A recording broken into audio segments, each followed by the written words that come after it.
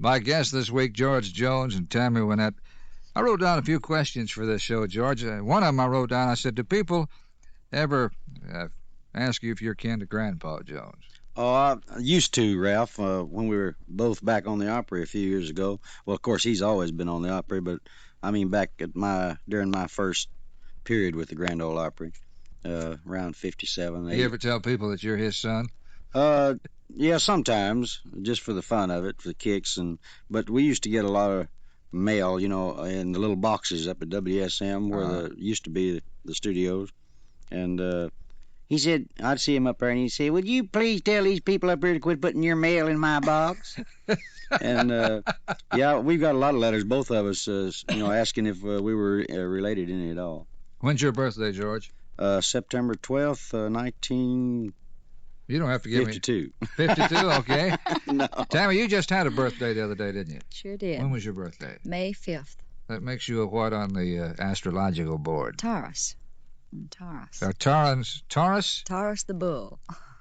Does that mean you're jealous? Oh, brother. Yeah, are you jealous of old George? I think every woman's a little bit jealous. I see. Are you going to work a show with Dolly Parton, sure enough? I don't know yet. Huh? I don't know, but I'd love George to. George can work with Dolly, because I love Dolly to death. That's one of the few she'd let me work with. I see. One of the few. Tammy, you want to sing the next song? I'd be happy to. Here's a song that I found, it was George Jones's hit, but you did this too in an album, didn't you, Tammy? Yes, I did. I did several of his in albums. Did you ever think about doing this as a duet? No, never had thought about it. It would make a duet, wouldn't it? Yes, it would. Walk through this world with me, Mm-hmm. hand in hand, that sort of thing? We dug back through some of the old albums is the reason we did some of the other things that George did years ago, as duets. We've done several of them, but never had thought about this one. This is an awful pretty song. George, who wrote this one?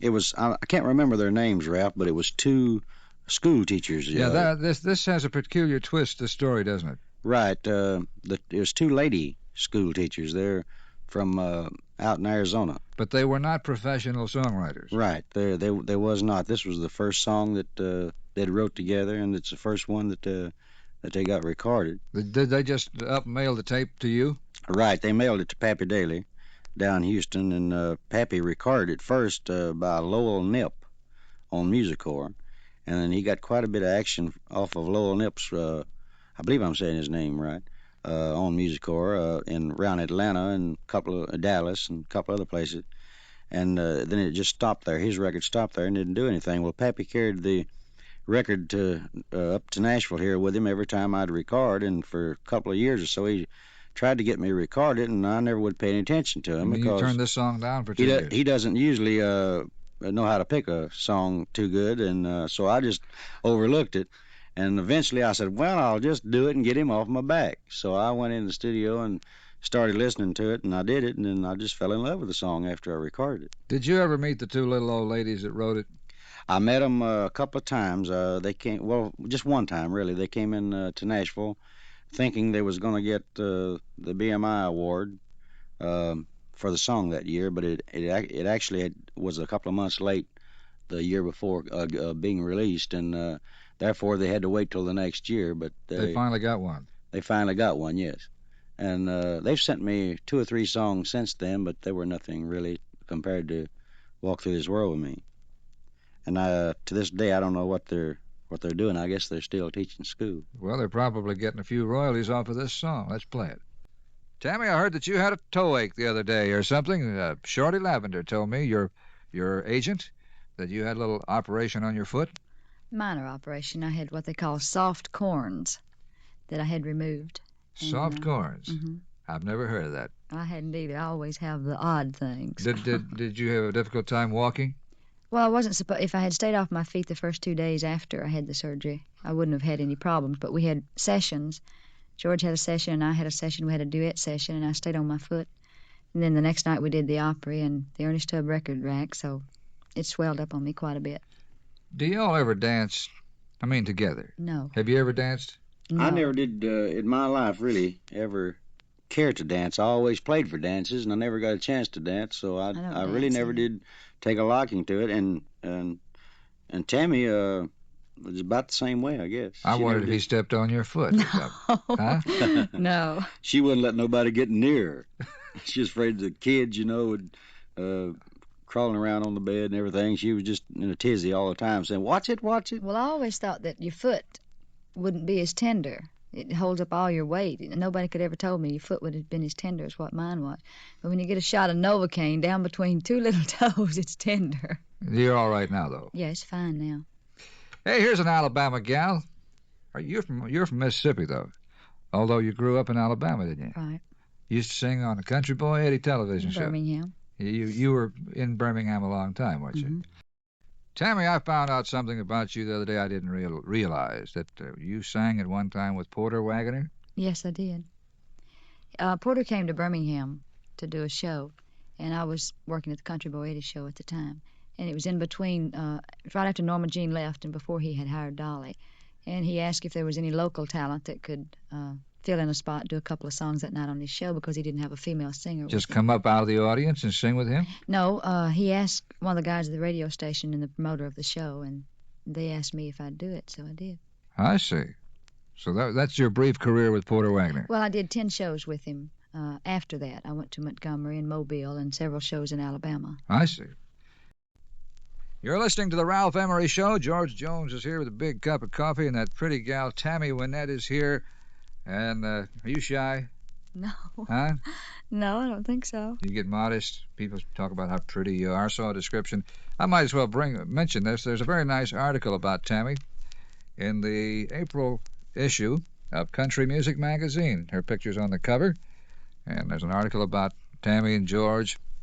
And there's a picture of your new house. It's not a new house, but a picture of the new farm that you've just bought. And you can read all about Tammy in there. And apparently the reporter thought you were awful pretty. Well, actually, it was two guys came down from New York to do the interview, and they were very easy to talk to, and we enjoyed it. Said Tammy goes outside for another session with the photographer, dressed in yellow slacks and a yellow top under her blonde hair. She is fabulous. Can I say something? I haven't been getting in on many of her interviews, but I think I'll start tagging along. Where was George when this was written? Riding the tractor down the farm. He was at the farm, but I did most of the talking. He doesn't care to do interviews very much. Well, this was done. You have two places where you live, right? Right. We have a home here on the lake on Old Hickory in Hendersonville, and then the farm is in Spring Hill, Tennessee. That's about 30, 40 miles south of Nashville, isn't it? Between Nashville and Birmingham. But your two houses are about 80 miles apart, aren't they? About 60, actually. So where was the interview? The interview was at the farm. But George was outside. He was outside. I was hiding. Tammy, you want to sing for us? Yeah, I'll do He Loves Me All the Way. All right. Story before this show about Georgette. Now, Georgette, I think most people know, is the 2.5-year-old daughter of George and Tammy's. George, tell them about the coffee. Well, ever since she was just a little thing, she got to watching me. Tammy would bring me a cup of coffee to the bed. And Tammy sort of spoiled me there, and I almost have to have my coffee every morning in bed. And you mean Tammy, as big a star as you are, you do this for George? Every morning. She's my darling, see. Every night, cookie and ice cream. And she spoils me, I'll admit that. And Georgette, our little 2.5-year-old daughter, well, she's gotten the habit ever since she was probably around a year old or so. She has to have her toppy. Her toppy? Her toppy.